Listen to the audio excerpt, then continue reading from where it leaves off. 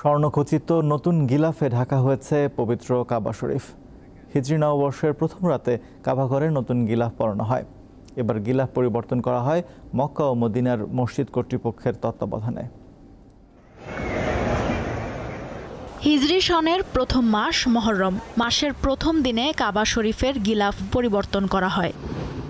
এবছর ১৫৯ জন দক্ষ কারিগর গিলাফ পরিবর্তনের কাজ করেন। পুরনো গিলাফ সরিয়ে নতুন গিলাফ স্থাপন করেন তারা। সৌদি বার্তা সংস্থা জানিয়েছে, মক্কার বাদশাহ আব্দুল আজিজ কমপ্লেক্সে পবিত্র কাবা ঘরের কালো গিলাফ প্রস্তুত করা হয়। গিলাফ তৈরি সহ পরিবর্তনের পুরো কার্যক্রম সম্পন্ন করতে ৬০ থেকে ১২০ দিন সময় লাগে। কাবার গিলাফ ১০০০ কেজি সিল্ক দিয়ে তৈরি কালো রেশমি কাপড়ের হয়।